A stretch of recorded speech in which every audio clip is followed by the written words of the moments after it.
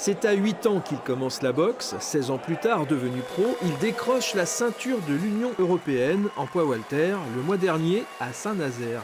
Un trophée en bonne place dans sa caravane, car son surnom, c'est El Gitano. C'est ça, le gitan. Et c'est important de représenter la communauté? Bah pour moi, oui. Et puis, voilà, je suis fier de mes origines. Et puis oui, c'est important de les représenter. Et au moins, il y a des supporters. Voilà, exactement. C'est ça, il y a des supporters. Pour lui, au programme, tous les jours, un entraînement et des séances de musculation, même s'il doit faire attention aux 66 kilos de sa catégorie. Il faut aussi penser que le boxeur a un certain poids limite. Donc c'est aussi notre engagement auprès de Jordi, c'est de lui faire prendre de la vivacité, de l'explosivité sans qu'il prenne de poids. Donc c'est un petit peu la complication du métier et de la planification. C'est au stade Lavallois, section boxe, l'ancien club de Jean-Claude Boutier, que Jordi s'est révélé.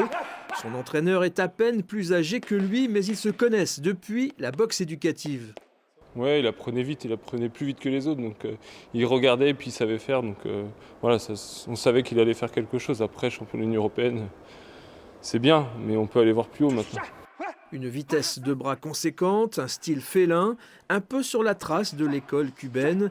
Et ne lui dites pas que la boxe ne consiste qu'à cogner. Non, la boxe, c'est pas du tout de la bagarre, c'est de noble art, c'est toucher sans se faire toucher, c'est comme un jeu d'échecs. Je donne un coup, là je déplace mon pion au bon endroit sans essayer de me faire avoir derrière. C'est toute une intelligence. Prochain rendez-vous pour El Gitano, de nouveau à Saint-Nazaire, le 4 mai, à la Soucoupe.